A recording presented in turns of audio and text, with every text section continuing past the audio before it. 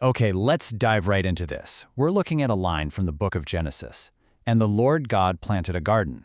Now put that right next to a snippet from the 1606 First Charter of Virginia, which was authorized by King James I, granting a license to make habitation plantation. Right off the bat, you can literally hear the striking linguistic parallels here.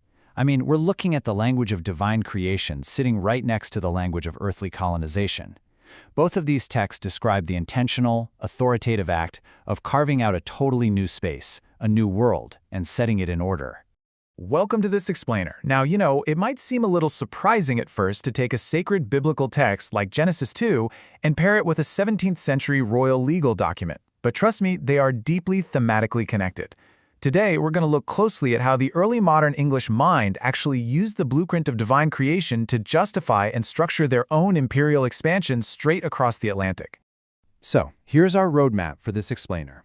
We'll hit 4 stops. 1. Decrees of new worlds. 2. Planting the gardens. 3. Gold, rivers, and resources. And finally, 4. Rules, rights, and governance. All right, kicking things off with Section 1, Decrees of New Worlds. Every new realm requires a supreme authority to basically speak it into existence, right? And the language used to establish that authority is incredibly deliberate. Think about Genesis 2. We see the absolute authority of the Creator forming man from the dust. That authority is total, it's cosmic. Now, shifting over to Virginia, King James obviously doesn't claim to literally make the earth, but he does claim these sweeping, massive geopolitical dominions over untouched American latitudes, specifically between 34 and 45 degrees of northerly latitude. He's granting patents to his subjects, knights, gentlemen, merchants, giving them the green light to take possession of lands not held by any Christian prince. So both of these texts really serve as the ultimate foundation for a brand new world decreed by a supreme sovereign. Moving right along to Section 2, Planting the Gardens. So, once you've claimed this space, how do you actually organize it? Well, King James partitioned his new earthly garden with incredible mathematical precision. It's like a giant puzzle. He physically divides the Virginia territory into 2 highly structured colonial efforts. The first colony, which was handed over to the London Company, gets the space between 34 and 41 degrees. Meanwhile, the second colony, run by folks from Plymouth and Bristol, gets the zone between 38 and 45 degrees. And they are given super specific instructions. We're talking 50 miles of coastline on either side of their very first settlement and a full 100 miles straight inland. This includes all the woods, the marshes, the soils, the whole shebang. It is a highly structured approach to planting a new society. And this brilliantly illustrates the ideological bridge between our 2 texts. Genesis tells us that God put man into the Garden of Eden to dress it and to keep it. That's a divine mandate of stewardship and cultivation, right?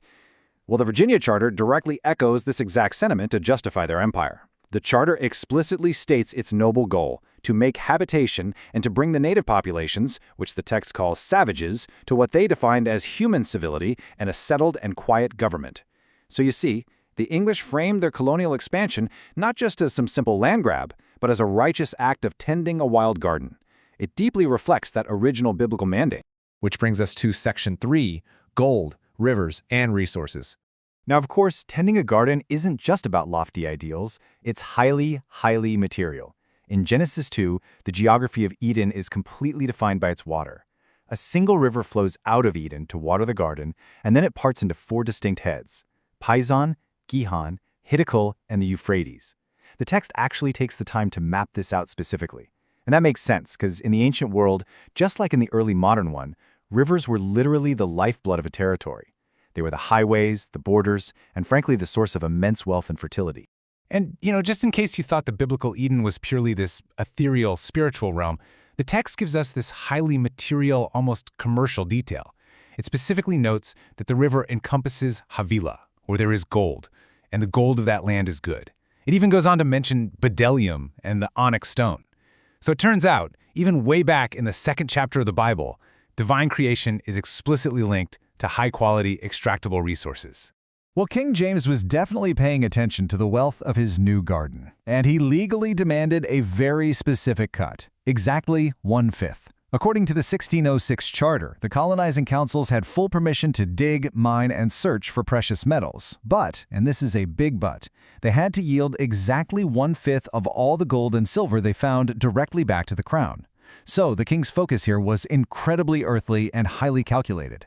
And he didn't stop at gold and silver either. For all the copper mined in the Virginia colonies, King James demanded a 1/15th share. He made his financial stakes in this new Eden undeniably clear. By writing these exact fractional royalties straight into the foundational charter, he ensured that the immense natural wealth of this new world would flow directly back across the Atlantic to enrich his own royal treasury. Talk about a solid return on investment.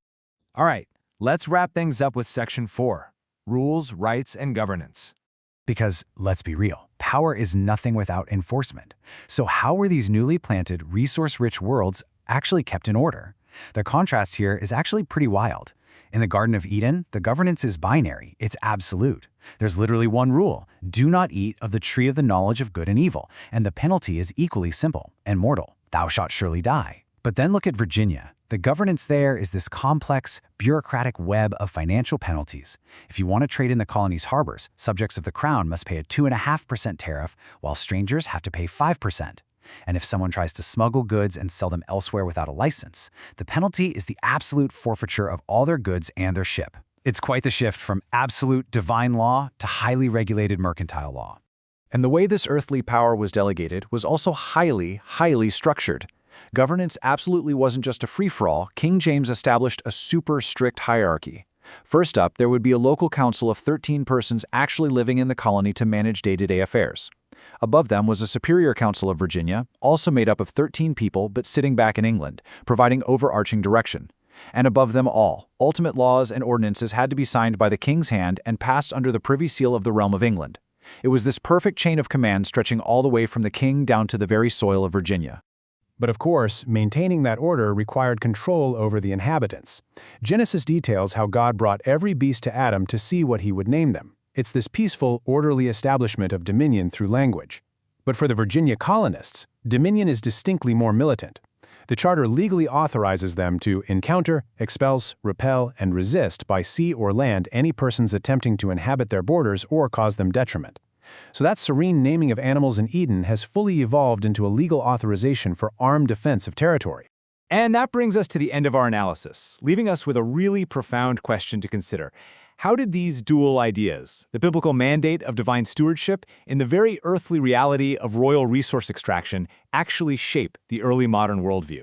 Because when you read Genesis 2 and the 1606 Charter side by side, you see how the language of faith served as the literal architecture for the language of empire, expansion, and capitalism. I really hope this explainer has given you a fresh lens through which to view these foundational texts. Keep questioning the documents that shape our world, and I'll see you in the next one.